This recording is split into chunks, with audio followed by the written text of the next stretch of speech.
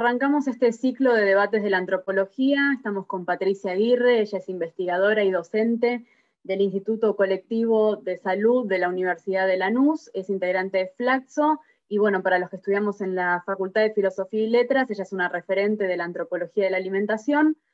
Patricia, sabemos que vos escribiste y hablaste sobre la alimentación en la pobreza, sobre la crisis de alimentación en la que estamos atravesando, y discutiste sobre el modelo de producción de alimentos hoy en Argentina y a nivel global, y me parece que para llegar a este punto, que a mí me gustaría abordar mucho tu visión sobre esos aspectos, podríamos empezar con tu definición sobre qué son los alimentos y si el comer es un acto natural de instinto en los seres humanos. Wow, en realidad alimentarse es un acto que compartimos con los animales. Nosotros, los babuinos y las ratas, nos alimentamos. Comer es otra cosa, comer implica al otro.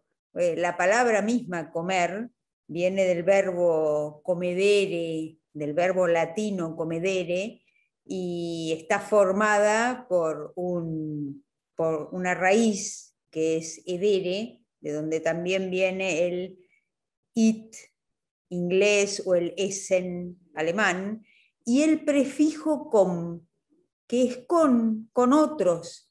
Es decir, la idea misma de comer, la palabra misma comer, es ingerir con otros. Eso es propio de los humanos. Los humanos somos comensales. No digo que no haya otras especies que también comen juntas, pero esta es una característica netamente humana. Conseguimos la comida en sociedad, compartimos la comida en sociedad. Somos comensales. Podríamos parafrasear a Faustino Cordón, que dijo: cocinar hizo al hombre. Bueno, compartir la comida hizo al Homo sapiens. Así que el hecho de compartir la comida viene de muy profundo, del proceso mismo de hominización, del proceso mismo de hacernos humanos, y es una de las claves de la supervivencia del Homo sapiens en el planeta, ¿no? Somos una especie súper solidaria, y esa súper solidaridad que hoy los neurólogos encuentran en nuestro maravilloso cerebro, entre otras cosas se manifiesta en la comensalidad, que conseguimos la comida en conjunto en aquellos lejanos días donde vivíamos en un ambiente de alternancia entre la abundancia y la escasez, de manera tal de que compartir, conseguir y compartir en conjunto era vital para la supervivencia, hasta el día de hoy, donde si nosotros miramos en la unidad doméstica o en el grupo doméstico, es donde se dan la mayor cantidad de eventos alimentarios y también los más significativos.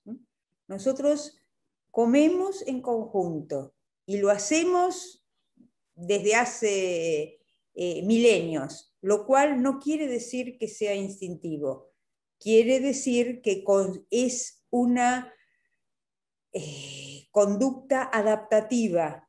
Aunque a algunos no nos gusta mucho la idea de adaptarnos, vivimos permanentemente adaptándonos, y en este caso nos adaptamos al otro, al ambiente, al otro social, a través de nuestra comida. ¿Y a lo largo de la historia siempre comimos de la misma manera y de las mismas formas? No, por supuesto que no. La comida siempre es epocal, siempre es un evento situado en un tiempo, situado en un hábitat, situado en una cultura. Entonces, no. Cada época, cada cultura, cada ecosistema, cada sistema ecocultural va a tener su comida y va a tener su cocina. Y en esta sinergia, que es lo que yo estudio en el Instituto de Salud Colectiva, lo que mi trabajo de investigación es la sinergia entre el subsistema alimentario y el subsistema económico-político, porque pensamos que en esa sinergia se da lo que nosotros llamamos, que los antropólogos llamamos cocina, comida y cocina. Y como esa comida y esa cocina son constitutivas de nuestra corporalidad como sujetos, también son constitutivas de las especiales formas de enfermar y morir que tiene esta época y esta sociedad y este tiempo que nos toca vivir. Mi trabajo es justamente ver esta sinergia entre subsistemas en un sistema complejo, o sea, considerando la alimentación humana un sistema complejo. ¿Qué quiere decir esto? Retomando las palabras de Rolando García, ese gran argentino que teorizó, aplicó la teoría de los sistemas y sistematizó lo que era un sistema complejo, justamente trabajando sobre alimentación. Él era meteorólogo, pero todo su sistematización acerca de los sistemas complejos lo hace ante la hambruna del Sahel. Entonces, considerando la alimentación un sistema complejo, esto quiere decir un sistema abierto al medio, en desequilibrio permanente, con componentes que pueden ser subsistemas, como lo que acabo de decir, y sus relaciones, estos componentes y las relaciones es lo que forma la estructura del sistema, un sistema en permanente desequilibrio, con resiliencia, con capacidad de autoorganización, que nos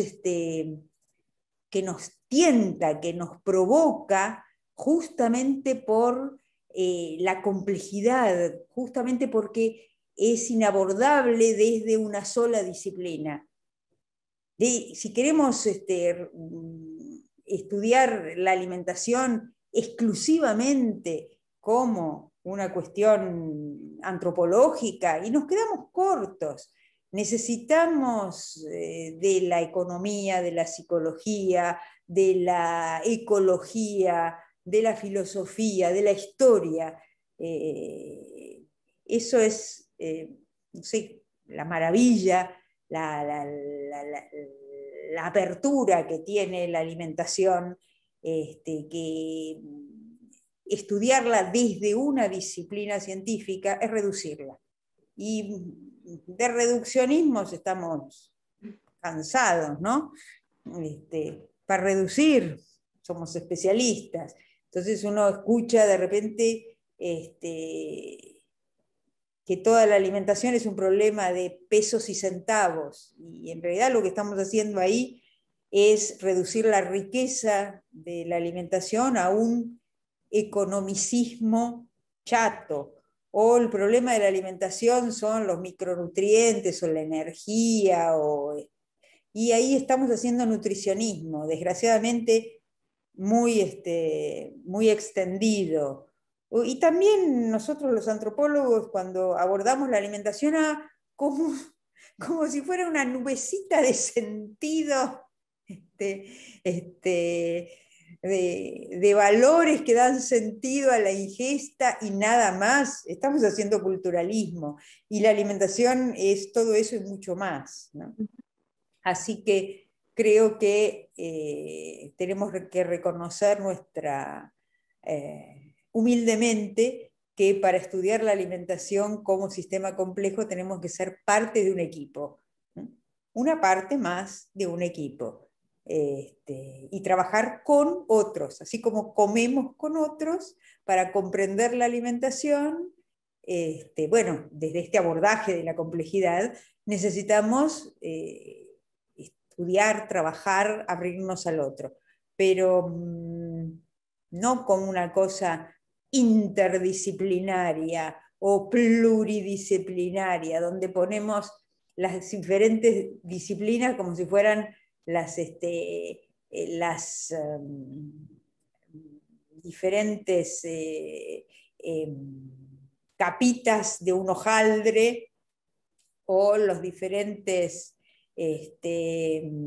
escalones de un corte geológico. Ahí no es esa la idea de la interdisciplina, transdisciplina que exige la comprensión de la alimentación como un sistema complejo. Ahí un poco lo que nos demanda es cambiar nuestra manera de pensar, es ponernos de cabeza, como decía Malvin Harris, decía, yo estoy dispuesto a ponerme de cabeza, si eso me va a ayudar a comprender, bueno, para tratar de comprender la dinámica y las relaciones dentro de un sistema complejo, con las otras disciplinas lo que necesitamos es ponernos de cabeza, a abrirnos la cabeza, a cambiar la episteme.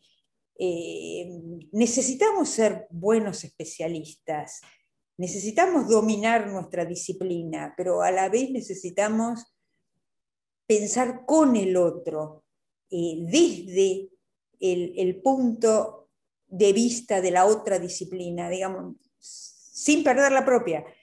Ser un poco anfibios, ser un poco impredecibles, como el ornitorrinco, como decía.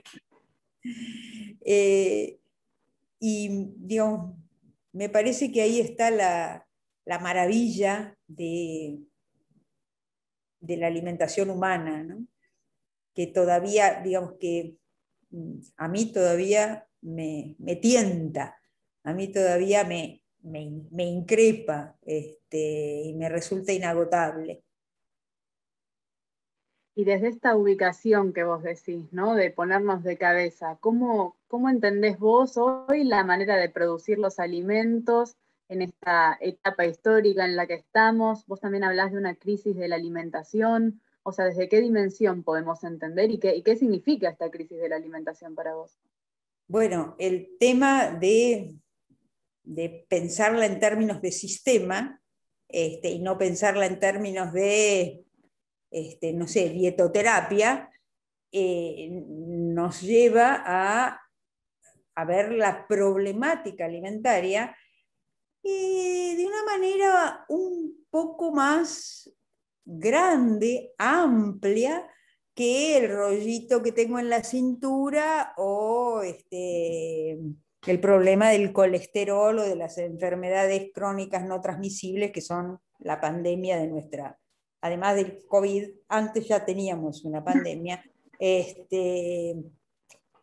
con el síndrome metabólico y las enfermedades crónicas. Bueno, 2013 la OMS por primera vez designó a una enfermedad crónica como es la obesidad como pandemia verdaderamente. Y uno de repente, si la piensa desde la enfermedad, no entendemos nada. En cambio, si la piensa desde el sistema, o como quería Swinburne, desde la sociedad obesogénica, de la sociedad actual, por lo menos las sociedades urbanas, industriales del área occidental actuales, como sociedades obesogénicas, ahí podemos entender un poco más este tema de la obesidad y sobre todo la obesidad en la pobreza, que es quizás lo más cruel, porque superpone todos los problemas de la desnutrición a todos los problemas de la obesidad. Por eso se la llama malnutrición, porque no es una desnutrición ya que tiene exceso de energía, tampoco es un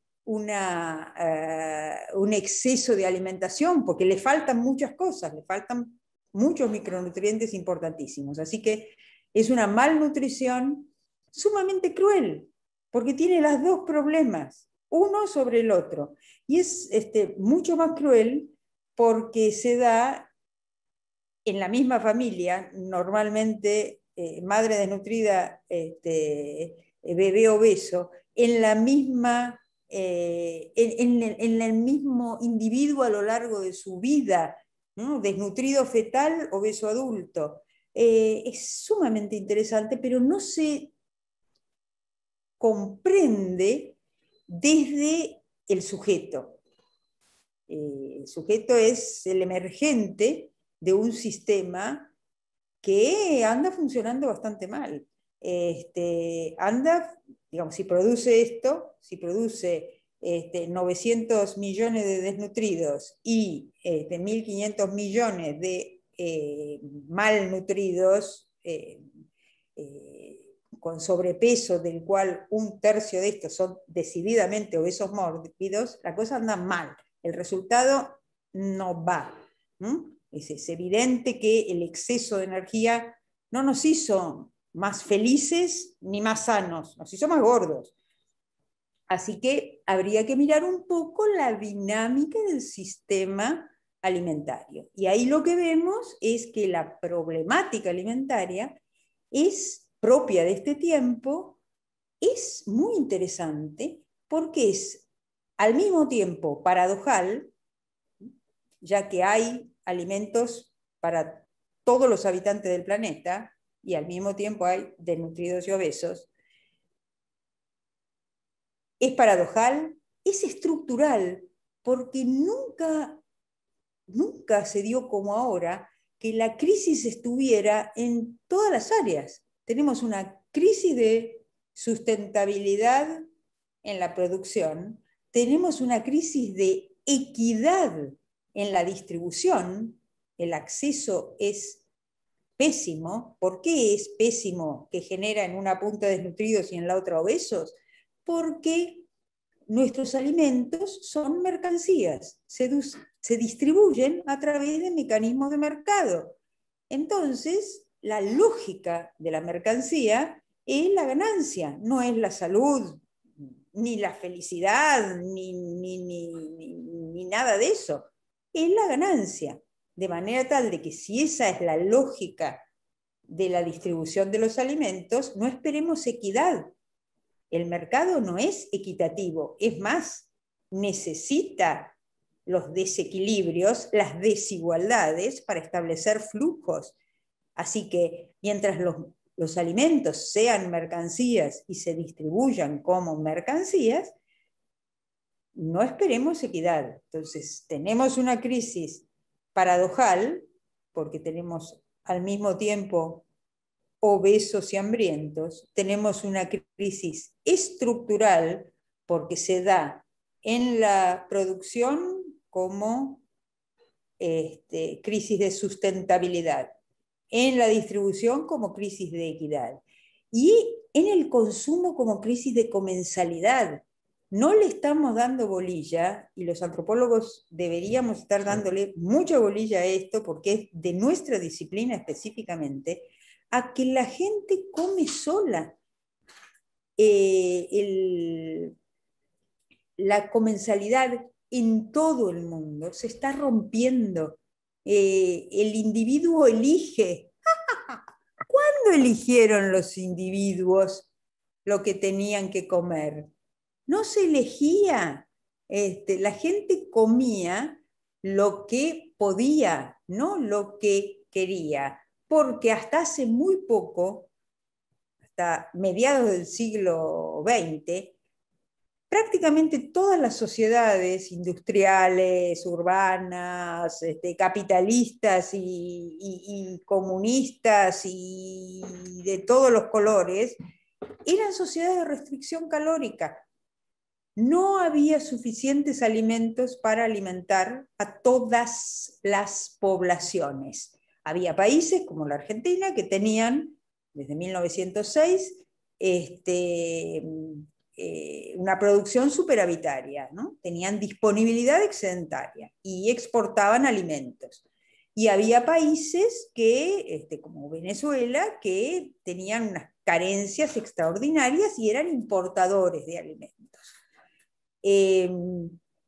Pero a partir del año 1985, o al menos estadísticamente, el mundo en su totalidad produce suficientes alimentos como para alimentar a todos los habitantes del planeta. O sea, ¿por qué estamos llorando por 900 millones de desnutridos? Y estamos llorando por 900 millones de desnutridos con justa razón. No tenemos que dejar de llorar por esos desnutridos. Tienen que preocuparnos y tienen que preocuparnos mucho. No es un problema de producción. En este momento es un problema de distribución. Ahora bien, si seguimos produciendo con este modelo que ha sido muy exitoso, ¿por qué?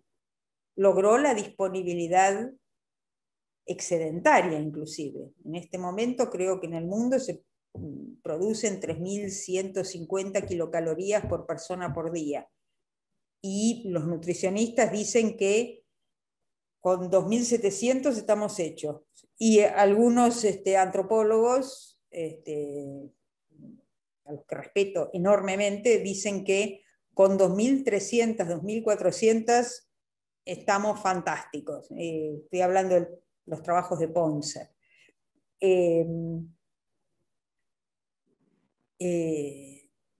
Entonces, este modelo de producción agroalimentaria fue muy exitoso en términos de producir cantidad de alimentos, no calidad. Ojo, la energía actual se basa en la producción de cereales, grandes aportaciones de hidratos de carbono, grasas de la ganadería farmacológica que tenemos, y azúcar. Y esas no son justamente los alimentos que los nutricionistas señalan como los alimentos más adecuados para llevar una vida activa y sana. Son alimentos que tienen mucho aporte energético, pero no son densos, nutricionalmente hablando. Entonces, el modelo productivo actual o sea, la agricultura de minería, la ganadería farmacológica, la pesca depredatoria, ha sido exitoso en términos de producir en cantidad. Bastante poco exitoso produciendo en términos de calidad de la alimentación. Y nada exitoso, es más, un fracaso rotundo en términos de sustentabilidad.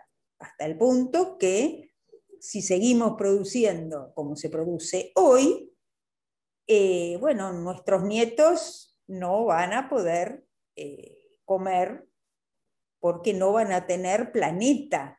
Estamos devorando el planeta.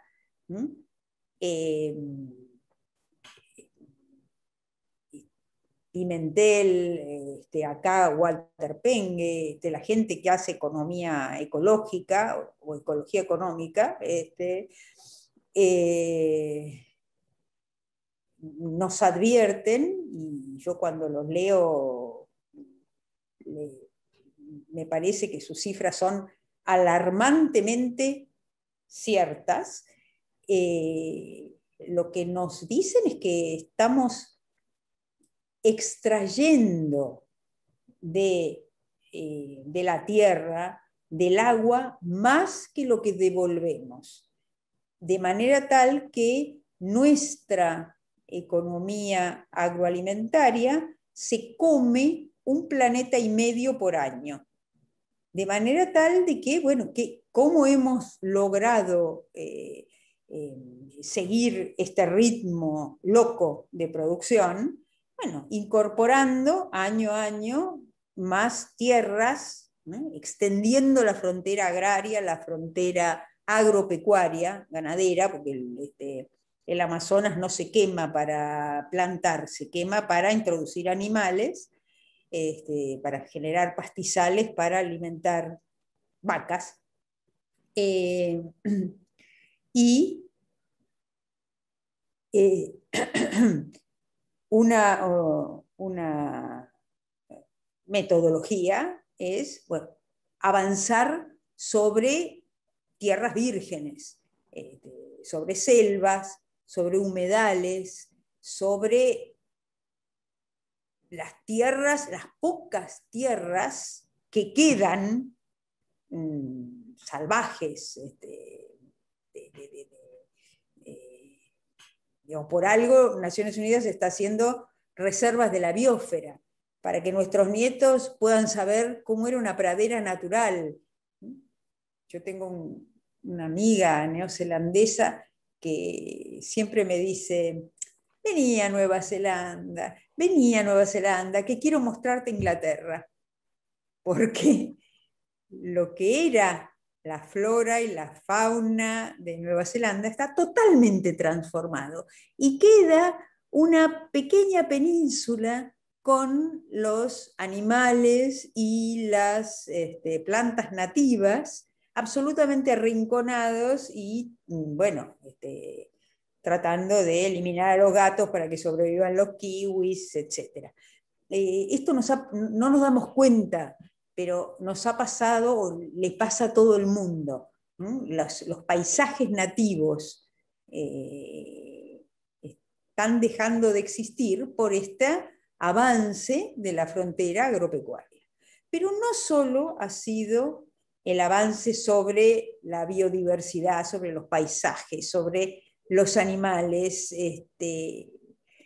lo que ayuda a incrementar o a mantener alta la producción alimentaria, sino también el aumento del rendimiento por hectárea. En la Edad Media, por cada granito de trigo que se plantaba, se obtenían 5. No sé, los mesoamericanos, antes de la llegada de los europeos a América, por cada granito de maíz que plantaban, obtenían 50. Hoy se obtienen de 80 a 120 granos por cada marlo por cada granito plantado de maíz, se obtienen entre 80 y 120 granos. Bueno, la productividad ha aumentado enormemente. Lo mismo pasa con el trigo, lo mismo pasa con todas las especies domesticadas. La productividad se ha elevado gracias a artilugios tecnológicos, ¿no? A fertilizantes, a plaguicidas. Claro, pequeño detallecito. Lo que ganamos por un lado lo perdemos por el otro, porque es cierto que eliminamos las plagas y por lo tanto la pérdida en nuestros cultivos es mínima.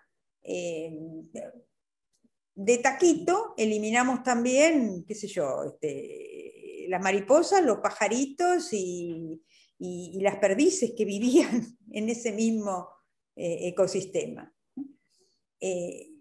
Bueno, tenemos que producir de otra manera, no por los pajaritos, las mariposas y las perdices, que son preciosas, sin duda, sino por nosotros, porque empezamos a ver que esta manera de producir, de mantener alta la producción, gracias al paquete tecnológico que acompaña la agricultura, la ganadería y la pesca, empieza a ser nocivo no solo para el ecosistema, que es muy importante, porque de eso vivimos y debe poder producir en forma sustentable para que nuestros nietos coman, bueno, para que mis nietos coman al menos, sino que los alimentos así obtenidos tienen residuos de sustancias exóticas que quedan en nuestro organismo.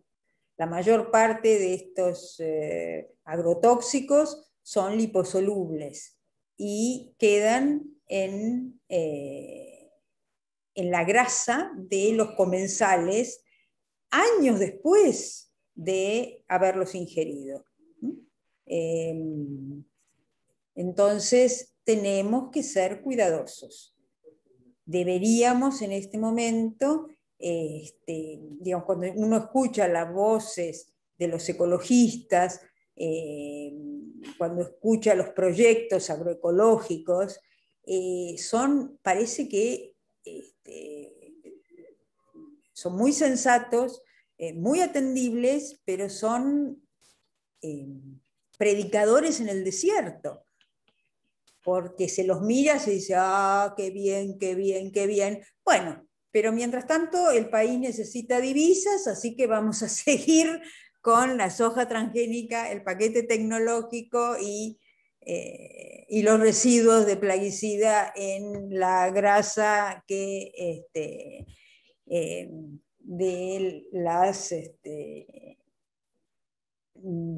del tejido mamario de las mujeres.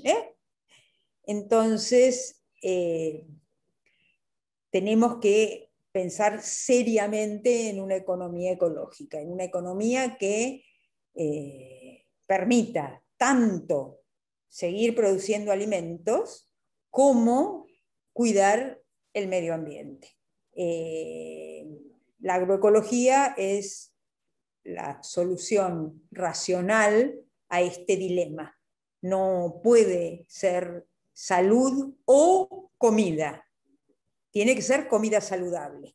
Y afortunadamente hay décadas de investigación y de práctica agroecológica que demuestran que se puede. Que se puede.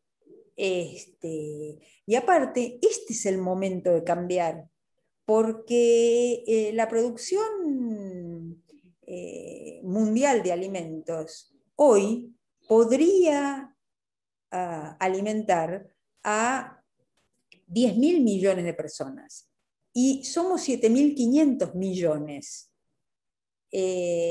Entonces, todavía tenemos resto para cambiar. No podemos esperar el colapso para cambiar. Y no quiero ser pesimista, pero el colapso está llegando. El cambio climático es una realidad. Esto lo provocamos nosotros. Este calentamiento global por la emisión irresponsable de gases de efecto invernadero lo provocamos nosotros, los humanos, con nuestra forma de producir, distribuir y consumir, entre otras cosas, alimentos. La forma de producir, distribuir y consumir alimentos le da un porcentaje que algunos calculan hasta en el 30%, los más pesimistas, a las emisiones globales de gases de efecto invernadero. Esto es grave, esto es muy grave. El cambio climático, no deberíamos llegar a un calentamiento mayor a los 2 grados. A ver, somos antropólogos, recordemos lo que pasó hace 13.000 años, cuando hubo un calentamiento de 5 grados en la temperatura global del planeta. Se extinguió la forma de vida, empezó a mermar, colapsó, digamos, la forma de vida más estable que ha tenido la humanidad y que había estado en vigencia durante cientos de miles de años, que fueron los grupos de cazadores-recolectores, que aparte, abro el paréntesis y hago la propaganda, fueron quizás las personas que tuvieron una alimentación más adecuada. Tendríamos que mirar con mucho respeto las diferentes formas de alimentación que nuestros abuelitos, cazadores-recolectores, tuvieron. Tendríamos que aprender de ellos. Por favor, no me nombren la dieta paleolítica porque se me paran todos los pelos. Es una buena manera en cómo el mercado toma las investigaciones científicas para vender dietas. O sea, loca e imposible. Los pueblos, las gentes tienen las dietas de su tiempo, de su hábitat, de su cultura, de la dinámica en tecnología.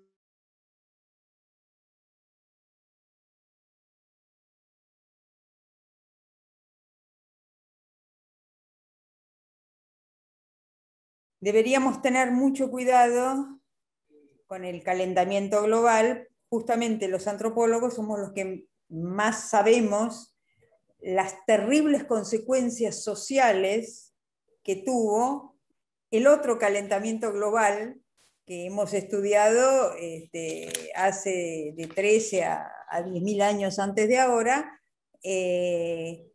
cuando se derritieron los glaciares, no por culpa de los humanos que en ese momento apenas arañábamos la superficie del planeta, no por la acción antrópica, vamos a ser académicos, no por la acción antrópica, ahí sí los ciclos de Milankovitch pueden darnos una explicación de el cambio climático de ese momento. Ahora no, si ahora estudiamos los ciclos de Milankovitch, vamos a encontrar que ahora deberíamos estar entrando en una era glacial. En realidad nuestro problema ahora es el calentamiento global, pero por causas antrópicas.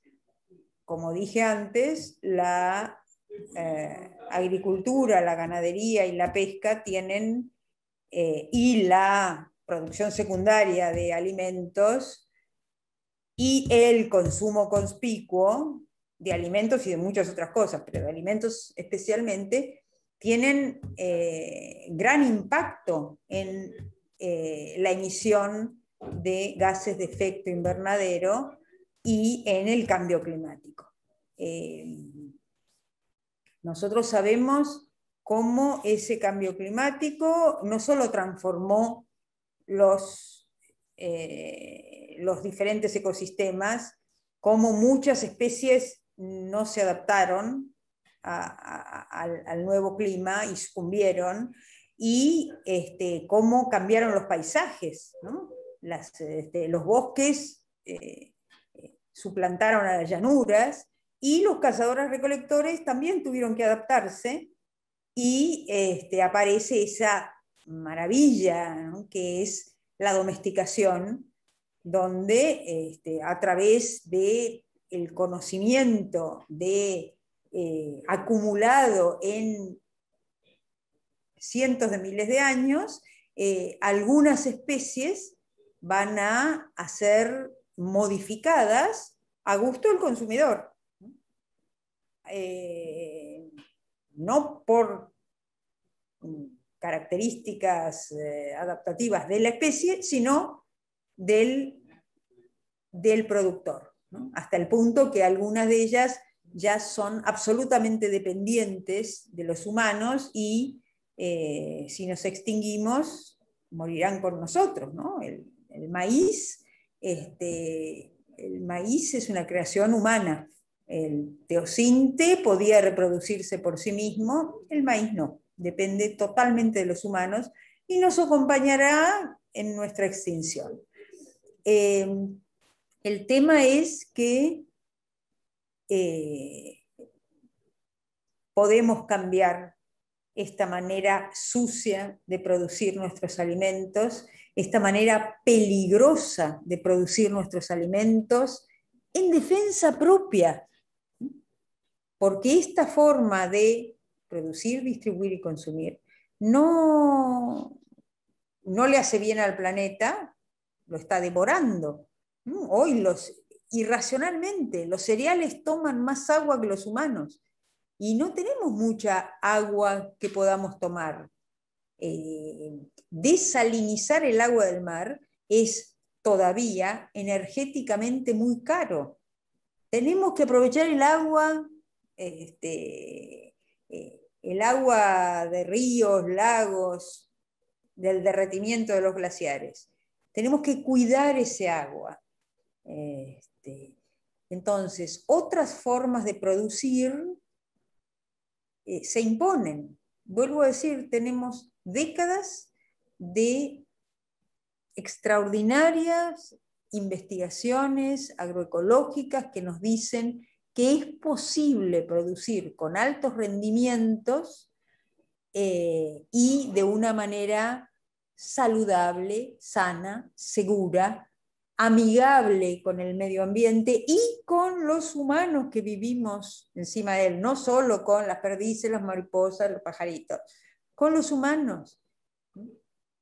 Producir de una manera tal que permitamos que se regeneren los suelos de manera natural. No estoy diciendo que volvamos a vivir y a producir como en el siglo XIX. Estoy diciendo que tomemos este aprendizaje científico de la agroecología para diseñar nuevas maneras de relacionarnos con el ecosistema. Esa es una anécdota, pero vi un documental de gastronomía en realidad, que premiaban al mejor foie gras.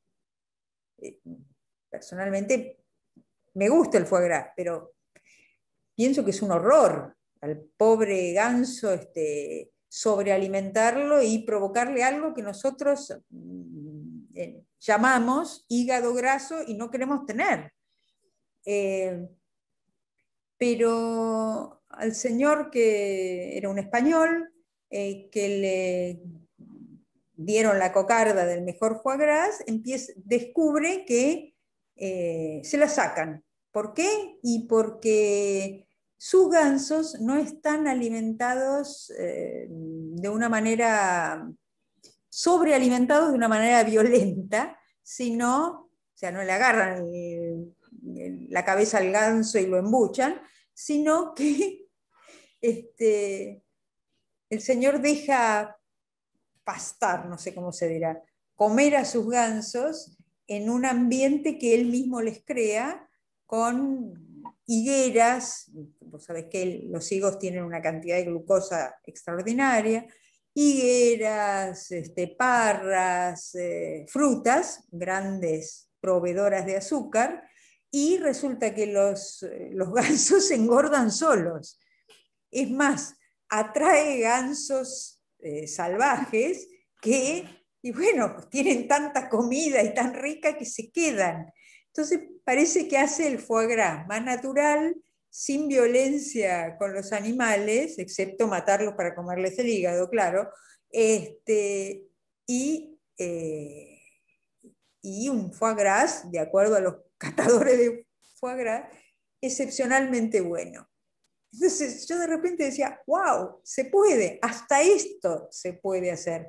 Algo tan absolutamente artificial como embuchar a un ganso, se puede hacer de otra manera. Y parece que el ganso es glotón y cuando se le ofrecen alimentos que le gustan al ganso, se los come, engorda. Tenemos un ganso obeso con hígado graso sin necesidad de maltratarlo. Es decir, se puede. Tratemos de hacer un mundo donde todos podamos vivir, nosotros, los gansos, las semillitas nativas. Y creo que me parece que las propuestas agroecológicas van en esa dirección. Van en la dirección de tener una agricultura más amigable con el ecosistema. Pero eso no va a funcionar si no cambiamos al mismo tiempo la distribución y el consumo. Si los alimentos siguen siendo mercancías, van a depender de la capacidad de compra. Y va a comer aquel que tenga para pagar. Hay grandes propuestas de pasar la alimentación como el aire, a la categoría de bien social. Bueno, eso sería revolucionario en sociedades como las nuestras, donde el mercado ha pasado de ser un mero organizador de los intercambios a ser el eje organizador de la vida social actual. Así que hay que modificar la forma de producir, sí, pero también hay que modificar la forma de distribuir. Y nada de eso va a ocurrir si no modificamos la forma de consumir. La manera como estamos comiendo hoy es, qué sé yo, ¿cómo llamarla? Inhumana. Es este consumo conspicuo, este comer permanentemente, que inducido además, totalmente inducido por la publicidad de la industria agroalimentaria actual, es inhumano. Es inhumano, ¿no? Primero, es un consumo individual. Se está perdiendo la mesa. A ver, esto no es culpa de los sujetos. Nosotros comemos como vivimos, de manera tal que si vivimos corriendo, vamos a comer rápido. Volvemos a esta idea de sistema. No es culpa de la madre trabajadora que los chicos estén comiendo productos industrializados. Es la vida que llevan los padres trabajadores o no, que los empujan a dar solución al tema de la comida a través de ¿qué? De lo que les brinda, de las soluciones que les brinda su sociedad. ¿Qué le brinda su sociedad? Le brinda comida industrializada. Entonces la toman. Si les brindara otra cosa, tomarían otra cosa. Yo siempre me acuerdo, hace muchos años, trabajaba en el hospital holandés de El Alto, en Bolivia, en programa de tratamiento ambulatorio de los chicos desnutridos, y a las 5 o 6 de la tarde, cuando salíamos del hospital, tenía un caminito, una barranquita, y ahí se ponían todas las señoras de polleras, y a mí me asombraba ver que ofrecían bolsitas con papas cortada para papa frita, cortada para papa pie, cortada redonda cortada para tortilla. Entonces las médicas compraban papa fresca, compraban lo que acá se compra en el supermercado, lo que se llama cuarta gama, las verduras limpias, cortadas, listas para cocinar.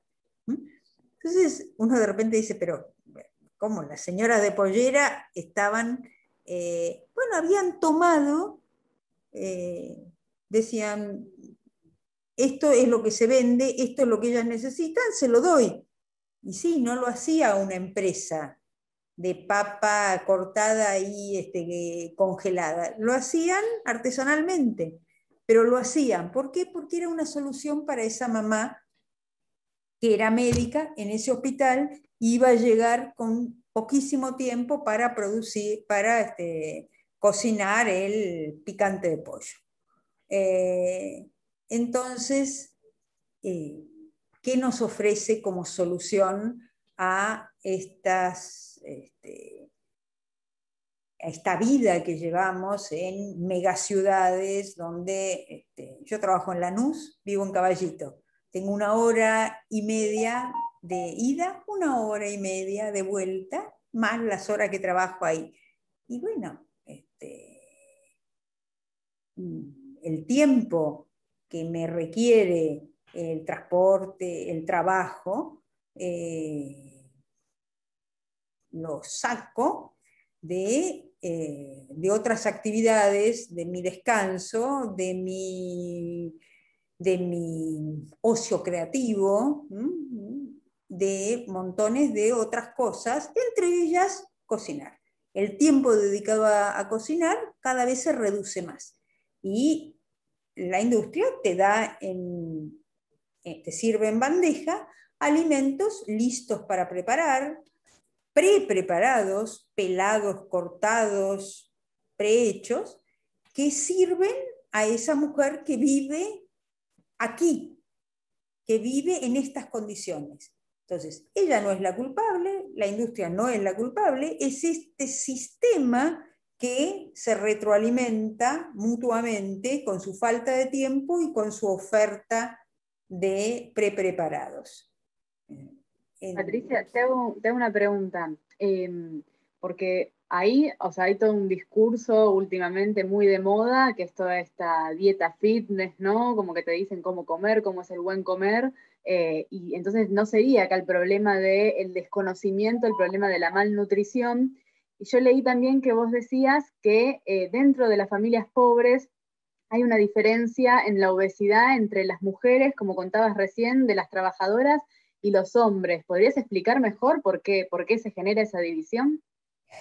Lo que pasa es que, mira, ahora ha cambiado todo, con COVID mediante, tendríamos que volver a barajar y dar de nuevo.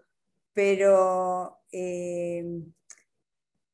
a ver, sigamos con lo anterior porque explica tu pregunta.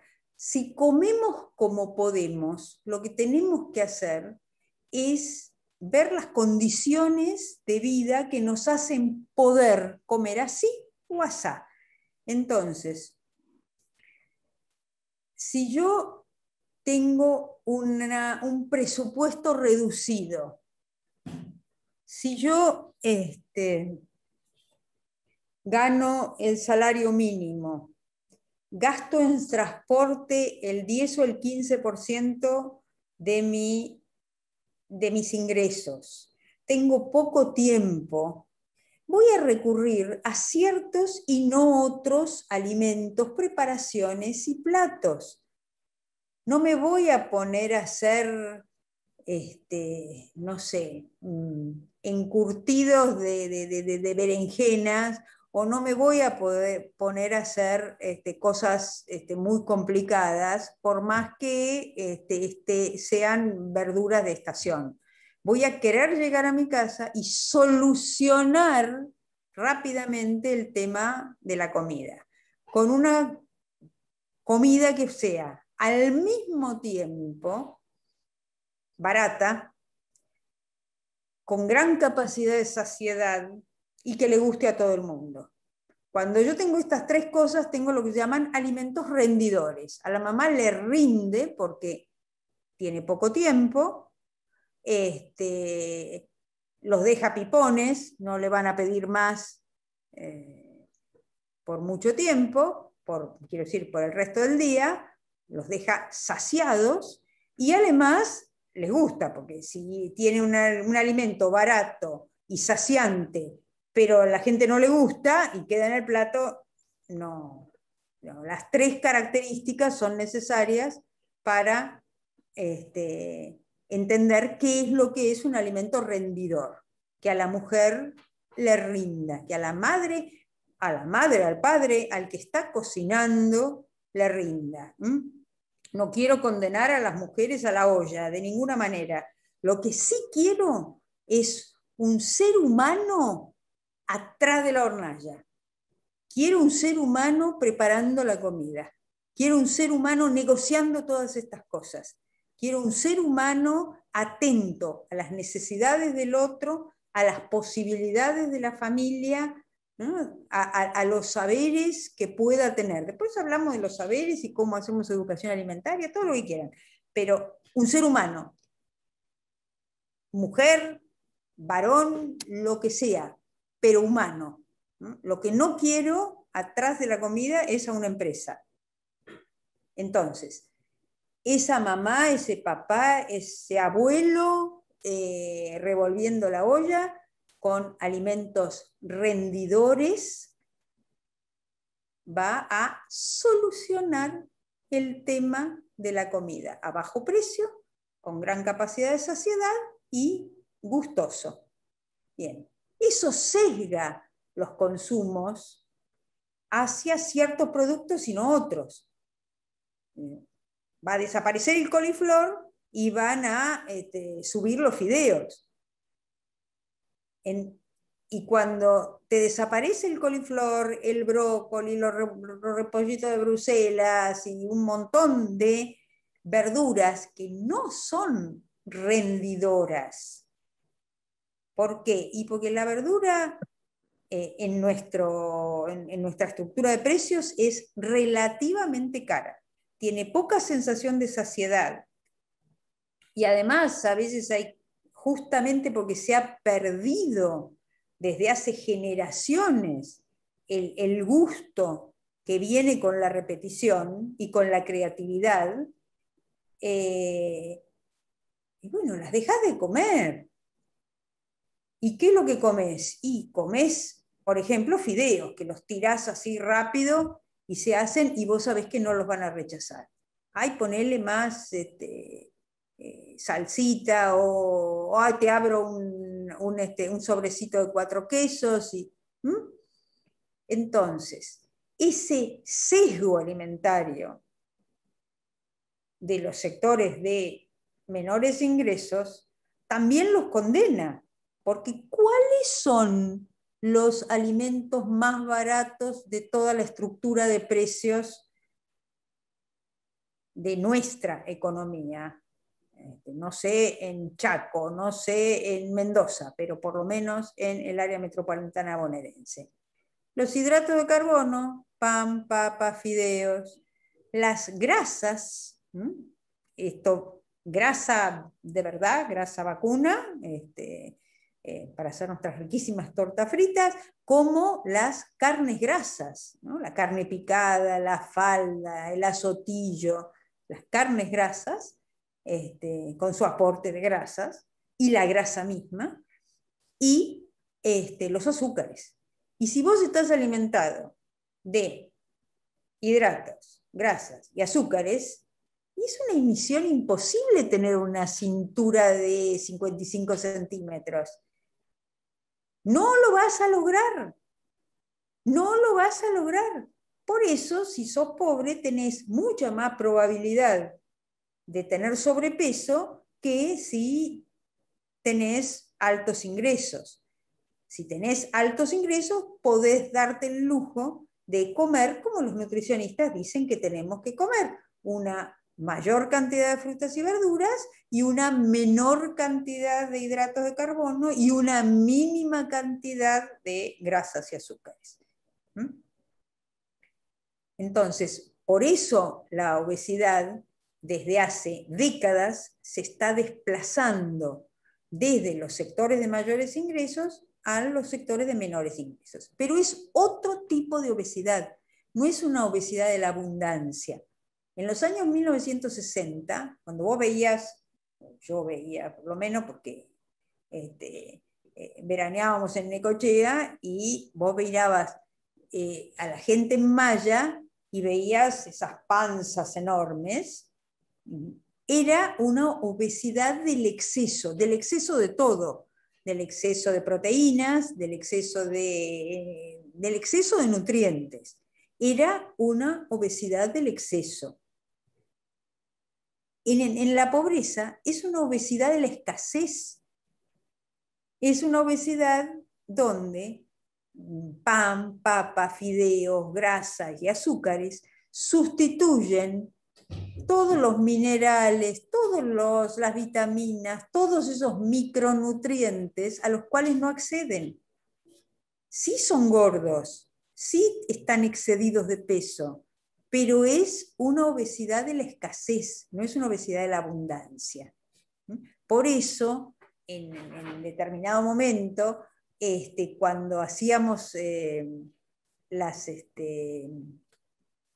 los análisis de sangre en los hospitales del conurbano, bueno, yo trabajé bastante, tanto en San Francisco Solano, como en Quilmes, como en Merlo, como en Matanza, hacíamos análisis de sangre a las mujeres que iniciaban su embarazo y venían a control, estaban anémicas, y sin embargo, el tamaño de su cintura denunciaba sobrepeso. ¿Por qué? Eran gordas, anémicas.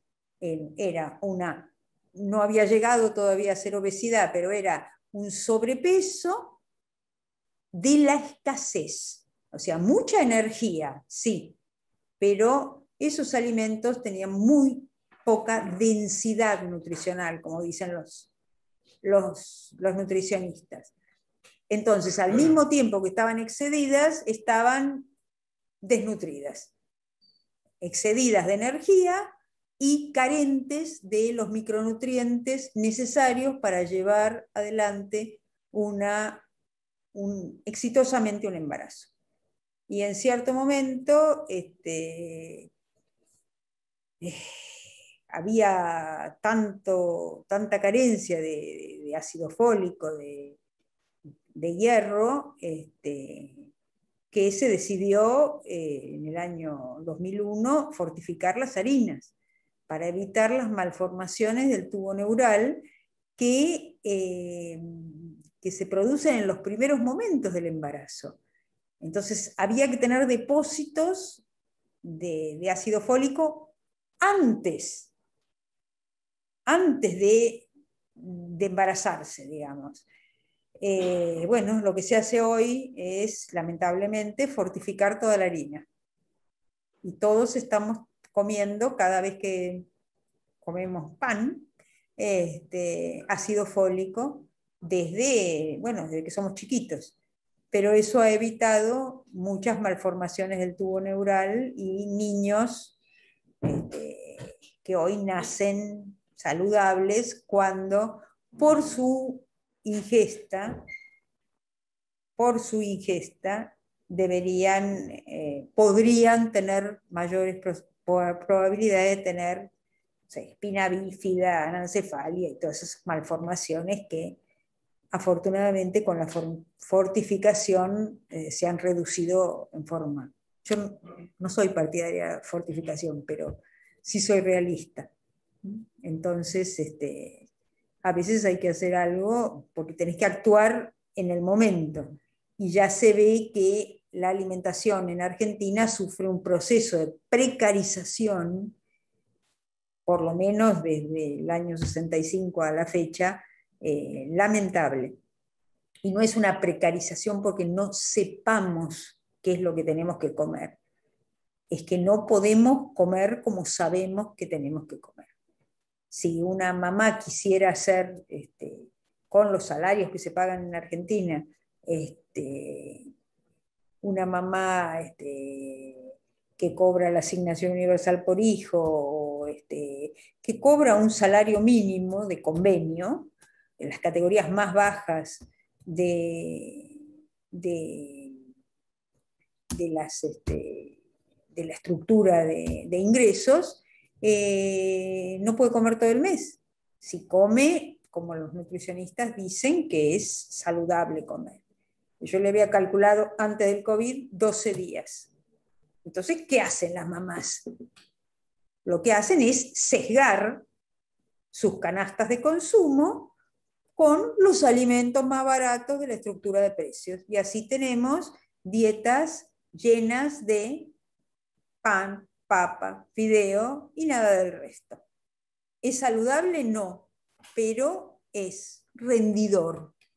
Comen 30 días. Comen mal, pero comen. Por eso yo muchos años trabajé sobre el concepto de estrategia de consumo. ¿Cómo se las arregla la mamá? Y encontrar la racionalidad de esa estrategia, ¿no? Porque me parece que no sirve culpar a las víctimas. Puede ser una estrategia interesante para que la sociedad se lave las manos, pero no sirve para cambiar la situación epidemiológica. Tenemos que comprender y tenemos que actuar sobre el sistema. Patricia, te hago una consulta. Digo, en el marco de estos problemas y estas contradicciones, la ley de etiquetado, por ejemplo, que se está discutiendo ahora en todos los medios, que está siendo entrevotada y cajoneada en el Congreso. O sea, ¿cómo viene a configurarse en este plano? Fantástico. Todo lo que podamos hacer para regular a la industria, para que cambie la lógica de producción de alimentos, bienvenida, por supuesto que sí. La lógica de la producción secundaria de alimentos, industrial, es la ganancia, no es la salud. No se hacen alimentos para que vos, o para que el comprador, o para que el consumidor esté más sano. A la industria le basta con que los alimentos sean inocuos. Nadie quiere de ninguna manera envenenarte, entre otras cosas porque pierden el cliente. Pero si los alimentos a lo largo de un consumo de 20 años terminan llevándote al hospital con un hígado graso, con un accidente cardiocerebrovascular, con una diabetes mellitus no insulino dependiente, con una hipertensión, a la industria no le importa eso, le compraste durante 20 años. Entonces, es deber indelegable del Estado regular la industria para que entre otra lógica. Esta otra lógica es la lógica, a mi criterio, de la salud. Otros podrán decir, yo preferiría que entrara la lógica de la necesidad. Bueno, está bien. La lógica actual es la lógica de la ganancia. Entonces, si le reducen durante años estuve en el Ministerio de Salud promoviendo una alimentación más saludable y más baja en sodio. Años. Y la industria de repente decía, yo le bajo la sal y el alimento se hace soso. Mis compradores se van a la otra marca que no le bajó la sal. Entonces yo hago algo saludable, pero él hace algo rico y le compran a él y no a mí. O bajamos toda la sal o no la baja nadie. Bueno, es un tema que hay que manejar muy bien y se tiene que manejar desde la única institución que puede regular el mercado, que es el Estado. Esto no lo van a hacer los compradores. Los liberales tienen la loca idea de que los consumidores pueden, a través de la demanda, cambiar la oferta. Dios mío, no existiría la publicidad si fuera así. Es exactamente al revés.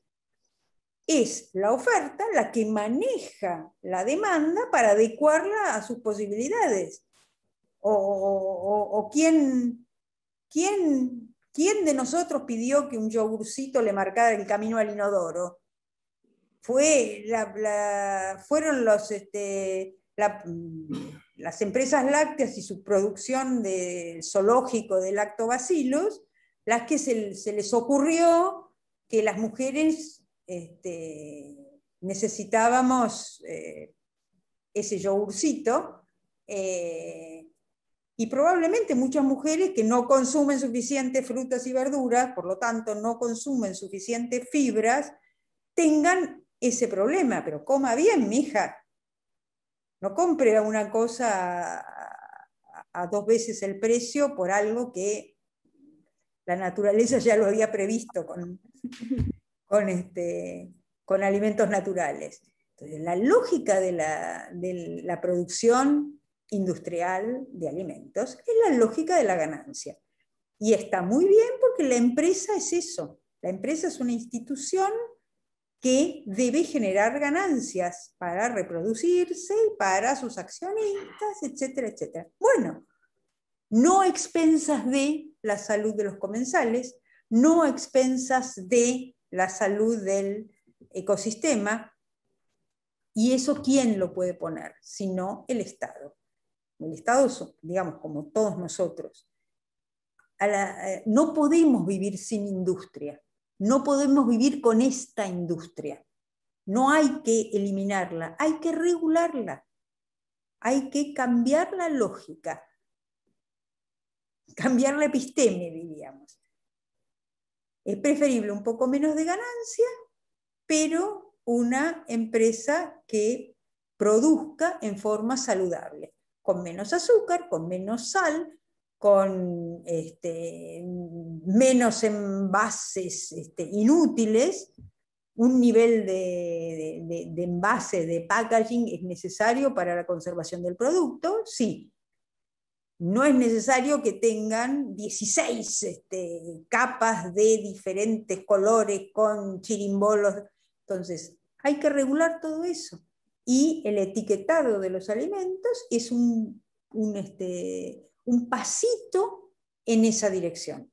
Un pasito muy importante porque el etiquetado que tenemos actualmente viene de una guerra perdida en Estados Unidos en 1930, cuando los médicos en aquel momento, para evitar las adulteraciones, no por salud, para evitar las adulteraciones se empezó a etiquetar. Y los médicos decían, etiquetemos por comida. Y los industriales decían, no, etiquetemos por nutriente. Y que el Estado se ocupe de que la gente sepa qué es lo que es eso. Bueno, de 1930 a 90 años después, no todo el mundo sabe que sal es sodio. Entonces, en el etiquetado dice sodio y mucha gente no lo sabe.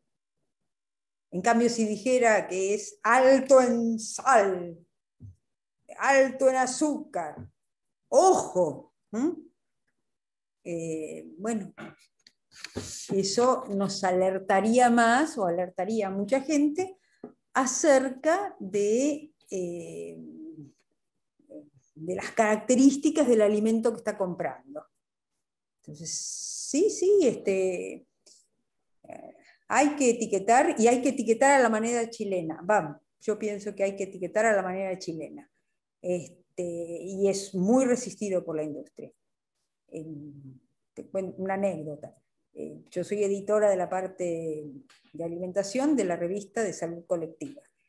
Hace cosa de 2 años recibimos una carta a los lectores en la revista que decía que en Perú había salido la ley del etiquetado con el hexágono de PARE, el modelo chileno. Y la industria alimentaria, habiendo sido aprobada la ley, logró torcerla y poner el semáforo, que es muchísimo más complejo y que no tiene el mismo efecto en el comprador. Entonces, esta carta decía, por favor, ustedes que están en pleno proceso, echa la ley, echa la trampa. Así que la vigilancia debe ser permanente. Porque aún con la ley del PARE, aún con el hexágono, yo en la reglamentación les torcieron el brazo y volvieron para atrás, y ahora rever la ley es un incordio, ¿no? Entonces estos médicos, estos colegas.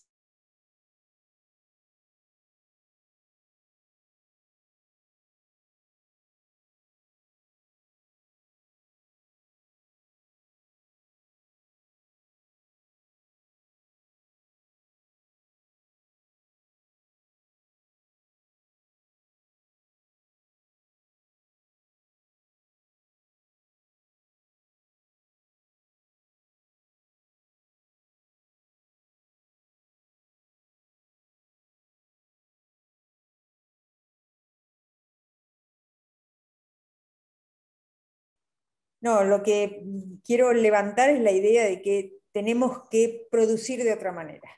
Tenemos que producir de manera tal de que, que la producción sea suficiente, pero amigable con el ecosistema. Necesitamos áreas, no podemos arar todo el planeta. Necesitamos Amazonas, necesitamos manglares, necesitamos pantanos, necesitamos vida silvestre en hábitats naturales. Eso es parte de nuestro planeta, no tenemos que perderlo. Lo que tenemos es que producir mejor y de una manera diferente. Hay ciencia como para poder hacer esto. Necesitamos distribuir mejor. No podemos seguir soportando la vergüenza de tener al mismo tiempo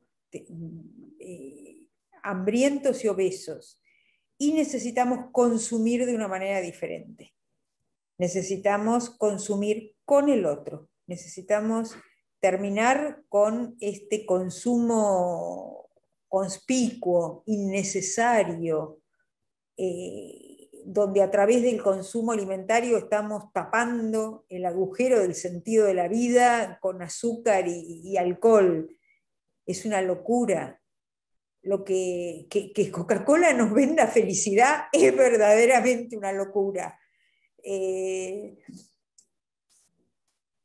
consumo alimentario tiene que ser no solo placentero, sino que los usos sociales de la comida tienen que ir más allá de tapar el agujero existencial, que no lo vamos a tapar con comida, se vuelve a abrir. Hoy lo que estamos viendo es que todos los patrones alimentarios han colapsado. Los mexicanos no comen comida mexicana, comen comida industrial con un gran sesgo yanqui. Nosotros no comemos comida criolla, comemos comida industrial con un gran sesgo yanqui. Yo siempre les pregunto qué galletitas les gustan, y el 90% de mis alumnos me dicen las galletitas crocantes. Y bueno, eso es un rasgo del patrón alimentario anglosajón. Nosotros, los criollos de por acá, comíamos galletitas blandas, por varias razones, ¿no? Los alfajorcitos de maicena, una de las razones era la humedad ambiente de Buenos Aires. No sé en Catamarca, si yo repitiera esa misma, que me dirían, pero en Buenos Aires las galletitas se humedecían. Entonces en la colonia la gente comía galletitas blanditas, pero además el estado de los dientes en la colonia, de acuerdo a lo que dice Sarmiento, era pésimo por el azúcar barata de Brasil, así que la gente comía galletitas blanditas. Alfajorcitos, antojitos, hoy se comen crackers. Hay un trabajo precioso de FAO viendo cómo en los últimos 50 años, en Latinoamérica se pierde la comida latina y avanza la comida anglosajona. Muy lindo, muy documentado, yo lo uso mucho. ¿Qué nos está pasando? Bueno, que prácticamente no comemos comida casera, prácticamente no comemos productos naturales. Nuestra comida es, dije naturales, no frescos. También los frescos cada vez se reducen más. La comida no se hace, se calienta, viene prehecha. Esta es la forma de consumir de la vida actual. Bueno, eso no es saludable, pero no es saludable física, clínica, y no es saludable socialmente y simbólicamente, ¿no? Comer con el otro se está perdiendo. La mayor parte de la gente toma por lo menos una comida en soledad o en una comensalidad colectiva no significativa. Porque la comensalidad colectiva no es igual que la comensalidad familiar o con el grupo de referencia, ¿no? La comensalidad donde se socializan las nuevas generaciones o se transmiten los valores acerca de cómo tiene que ser interpretada la vida, es la comensalidad con ese otro significativo. En el primer caso con los padres o los adultos, y en el segundo caso con los pares. Montones de nuestros eventos alimentarios son comensalidades colectivas con gente no significativa, que a veces ni queremos escucharlos hablar. Preferible que, por favor, no hable con la boca llena. No hable, por favor. Entonces, en todos lados se está perdiendo la comida tradicional y la comensalidad tradicional, que era la mesa. Para nosotros la mesa, en otro lado sería el fogón, pero para nosotros era la mesa doméstica, la mesa familiar, la mesa con pares o con seres significativos, donde podíamos intercambiar algo más que comida, ¿no? Eso se está perdiendo en forma alarmante, entre otras cosas porque la industria nos brinda comida prehecha en porciones individuales que podemos comer entre un trabajo y el otro. Y aparte, ¿qué nos dice la propaganda permanente? Coma, coma, coma, 24/7, coma en todo momento. Vaya por la calle tomando café, para eso existen los vasos con tapita. Vaya en el colectivo masticando pochoclo. Coma en el cine, coma en todos lados, coma 24/7. No es así. No necesitamos comer todo el día. Se están perdiendo los ritmos, se están perdiendo los productos, los platos, las formas de comer, en función de este consumo absolutamente innecesario, sin ritmo, sin otro, sin normas, ¿no? Reduciendo al deseo espurio del individuo qué es lo que va a comer. La cultura del kiosco. Entonces voy caminando y me compro un chocolate, veo el carrito de panchos y me mando un pancho. Llego al trabajo y empiezo con un café de máquina. Estoy abrumado y me voy a la máquina y saco un palito salado. No, eso no, ese comer todo el día no es saludable, no era nuestra manera. Nosotros ritmábamos nuestro día a través de 4 comidas separadas con intervalos de 5 horas. Era mucho más saludable eso que comer todo el día siempre, llegar a la noche diciendo, "Ah, ahora no ceno porque comí todo el día".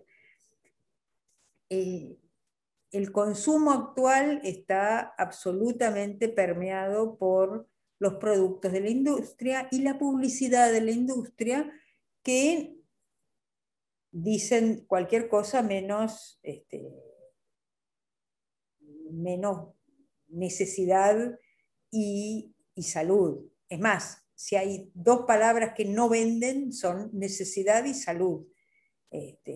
Dicen placer, dicen felicidad, dicen amor, dicen belleza, dicen cualquier cosa, menos necesidad y salud. Que eran justamente las 2 palabras que no sé, iluminaban o que le daban sentido al consumo alimentario del pasado. Me parece que tenemos que trabajar mucho esos consumos y trabajar mucho sobre algo que es absolutamente contracultural, que es la frugalidad. Hoy todo nos incita a comer, todo. Es la sociedad obesogénica de Swinburne. No necesitamos comer todo el día. No necesitamos comer una montaña de fideos, una montaña de helado.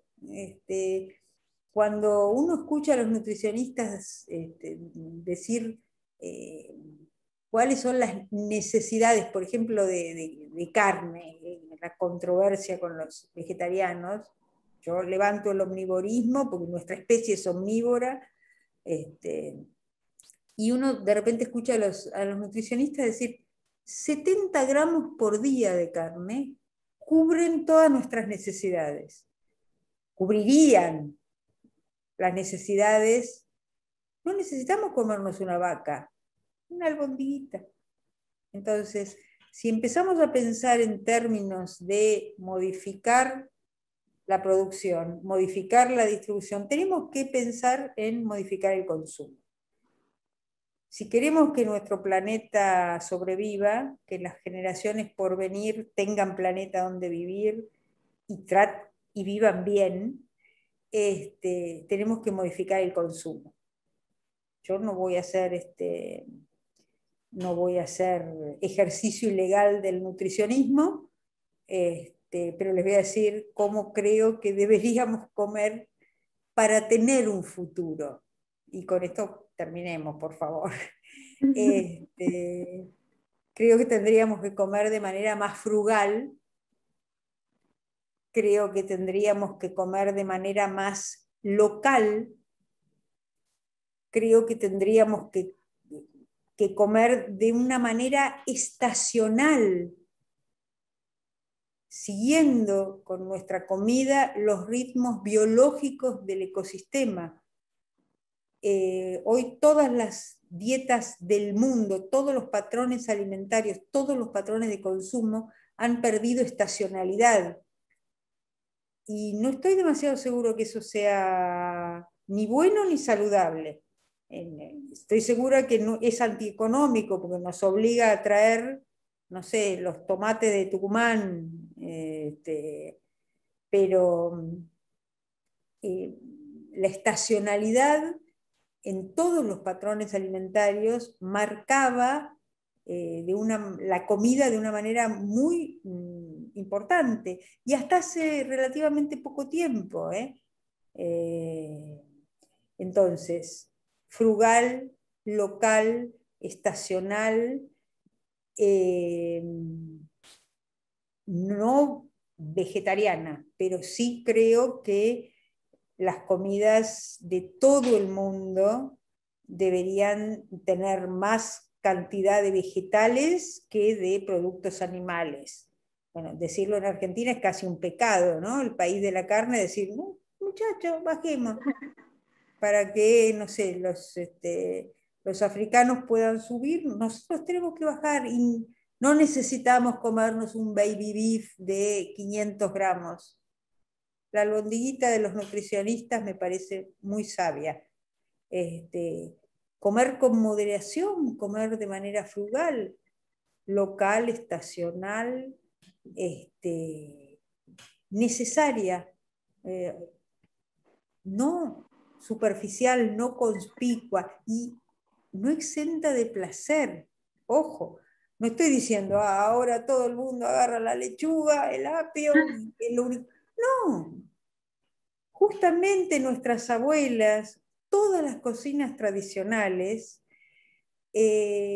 han encontrado su belleza en poder producir productos, platos fantásticos, con muy pocas cosas y a la vez con combinaciones creativas, no las combinaciones estrafalarias de la gastronomía de la alta cocina, que parece que si no tiene nitrógeno, no el cocinero se suicida, sino recuperando algunos sabores absolutamente perdidos, locales, que le daban diversidad a la dieta.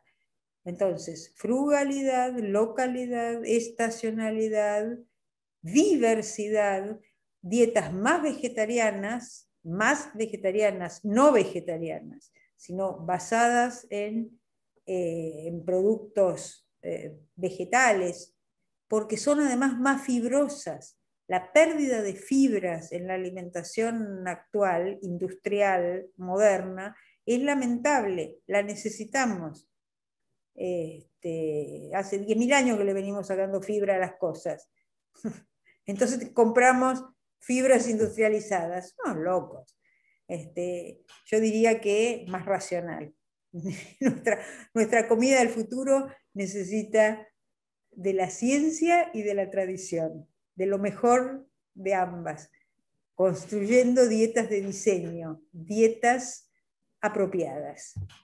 Bueno, creo que los antropólogos tenemos mucho, muchísimo que aportar a estas construcciones para que haya un mañana.